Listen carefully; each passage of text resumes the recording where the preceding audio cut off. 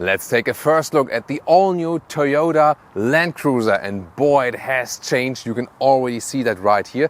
This is the Land Cruiser 250. In some markets it will also be called Prado, but also on the Northern American market this will be now the Land Cruiser, same for the European markets. Let's take a detailed tour here with Thomas Nautic Fuel in 4K, full screen, full length.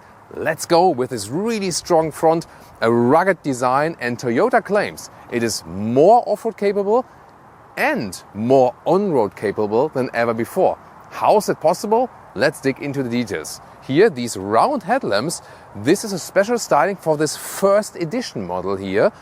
It will be more square than in the real model, and there are also some more tweaks for this first edition model. For example, also this sand color, it's really called sand, and it's also a quotation of past models. Then we have here this really square front grille, so look-wise definitely promises off-road capability, and oh yeah, it's so off-road capable that it really kicks me in the back and it definitely promises fun.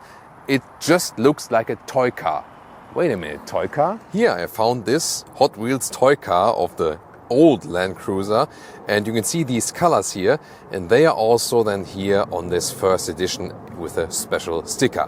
Why not? The length here at 4.92 meters or 194 inches, and the interesting thing is the bigger brother, the J300, is not so much longer or bigger anymore. It's more about the features and engines and so on. Before that there was a bigger difference actually.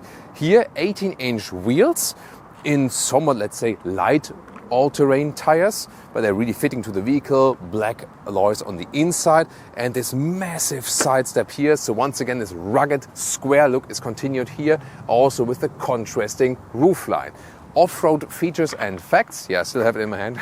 31 degrees is the approaching angle, 22 degrees the descending angle. Let's take a look at the rear, where we have nice new signature here of these tail lamps.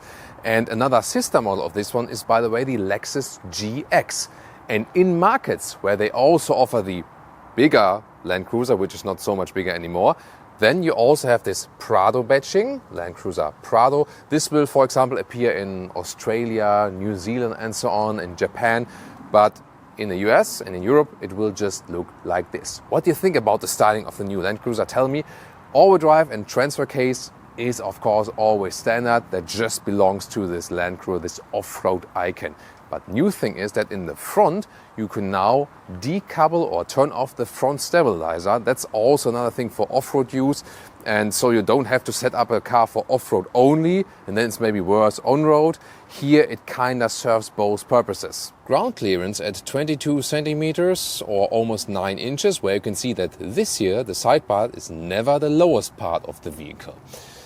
Then towards the rear, there's also a nice feature, these mud flaps here, or like also against dust when you drive really fast on gravel roads and so on, they keep the dust emission a little bit lower.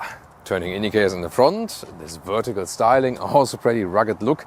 And these round headlamps, by the way, will also be used for the so-called 1958 model if available on your market. Turning indicators in the rear, pretty tiny for such a large vehicle, isn't it? Oh, and look at the additional indicator here in, once again, these rugged rectangular side mirrors. It's a pretty cool styling element. Oh, cool contrasting door handles, door closing sound. It's actually quite nice. Then inside of the doors, top part is also somewhat soft and structured. Here it's a little bit softer. First edition badge here, but this will only be like for 3,000 pieces. Then also here the armrest, memory seating, and then this really cool styling for that steering wheel. Real buttons still at the steering wheel, so that's also no hashtag capacitive BS. Electric steering column, I can show you that when we power up the vehicle. And also first time electric power steering for a Land Cruiser. This will of course also help in on-road driving. These air vents here are designed in a more like sports car design, I would say, like this round turbine style, definitely. And the seats, base version would come with fabric, mid-trim with Softex, that's the high-grade leatherette. And as my info goes, this is supposed to be animal skin in the first edition here. Quality, however, doubtful. I would rather than go for the fabric seats or for the mid-trim Softex. Seating position, upright, command driving position. Oh, when you look outside the window and you see these square dimensions on the outside, it's just like, let's go off-roading. It's so much fun. Like, it has some emotional factor, definitely. Then here, still a lot of headroom left when you're still 189 or 6'2". Interior cockpit overview. Really, the exterior design is mirrored in the interior design. That's pretty cool, actually. Soft touch here, soft touch there. So also actually good from the build quality and so on. The air vents, how you control them like this. Either 8-inch would be the base infotainment. This is the 12.3-inch infotainment. Can also be standard for markets where they only offer high trim digital instruments.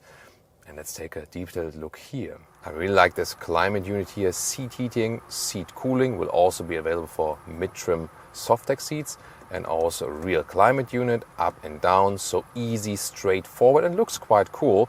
And below that also a volume jog and a lot of USB-C chargers, and this is then the connector, even HDMI port. That's interesting.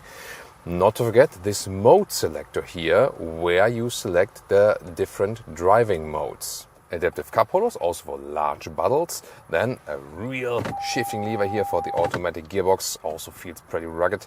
And then you have a lot of off-road controls right here, special, for off-road situations. Firstly, to mention, of course, the SDM. This is then this uncoupling of the front stabilizer. Sorry for that. Then the rear differential lock. And here are the driving modes. For example, here the normal automatic all-wheel drive mode. Then 4L, H4L would be then with the center differential lock. And L4L is then here push. And then this is then with the off-road gear reduction. Middle armrest, soft touch, and very well attached also. And underneath there's a cooling box, so you can actually cool that one when you hit this button. Oh, you also hear that cooling fan already being activated or deactivated. Digital instruments, clear speed in the middle part. On the right side, it's interesting for diesel customers that it digitally shows the AdBlue. And here now, this is a prototype vehicle, that's why the wrong vehicle is in the middle part. It's normal for such first hand-built vehicles. I just wanted to show you that the driving modes also change the color. Infotainment system also has a internal GPS map, and you see here the responsiveness has greatly been improved comparing other Toyota models. And then it's kept really to the basic style. Most of the time you will use Apple CarPlay, Android Auto, and then the integration looks here like this. Back mirror, you can switch between the normal mirror and then this additional camera mirror in the back. Rear seating area. Let's see how much space we have. In the middle part you can see a large middle tunnel, USB-C chargers, also separate climate unit and so on. And let's take a look at how much space we have actually. So when I have the seat as I'm driving as a tall driver, I can still sit behind it. Of course not the best package, so to speak, but here headroom is no problem at all because of the square dimensions and the design, and it's actually also fairly comfortable. Yeah, maybe here the angle of the legs could be a little bit better, but still I'm happy with that. And in the middle parts a little bit stiffer, but you can also sit here. The outside parts are of course more comfortable. These floor mats here, by the way, they also have this special edition colors here, but they're not really fixed, so they slide around easily. These are the colors here. And yeah, we recently had that also in the Porsche Cayenne. You remember that story maybe when you have seen the episode, that at Porsche they told us that customers for the rear floor mats, they kind of ripped them apart that hard that they ripped out the lower floor, and that's why they went for floor mats that easily slide in the rear and can be taken out. Wow, I mean, stories of the automotive industry, but I don't know, maybe Land Cruiser customers did the same. I have no idea. I feel it's always better to fix floor mats in the rear. What do you think? Reclining function of the seats here, either more forward or more backward, and then you can see here this angle difference. Most obviously, there is no spare tire right here. It went right here underneath the vehicle, so you still have one. Usually you do then these sliding or side doors when you have a spare tire right here due to weight reasons. Well, since you don't have one here anymore, you can have different things. For example, first of all, here with this button, you can have this separate glass door here, so nice quick access. Here in the top you can also see this hidden rear camera. This is not the normal one, but the one for the back mirror when you have the luggage all the way up to the ceiling, for example. Then you can close it when you properly again, and then you have an electric hatch. There we go. and then with the full trunk, and the measurements are here a little bit more than 1.40 meters in length, even near 120 in meters, or it's like 47 inch in width, a little bit closer than here. So this is very well usable indeed. And the even cooler thing is, of course, you can fold the bench. Here we have the controls for the third seating row right here, and then we can fold up. There we go. And maybe move the camera here to the other side, because then you can see how the lower part here comes up. Look at that, that's really magic. And wait for it. There we go. That's actually quite cool, right? And you can do that with both seats. And yeah, then of course hardly any trunk space is left behind, but then we can use the third row. Now the third seating row, and you can see how the entry mechanism works here already on your side. I can do the same on my side here. So I fold this one down and keep going, and then this one folds up completely, and then I can have the access right here. There's a nice area here. Then I can also fold up the head restraints like this, easy and manual.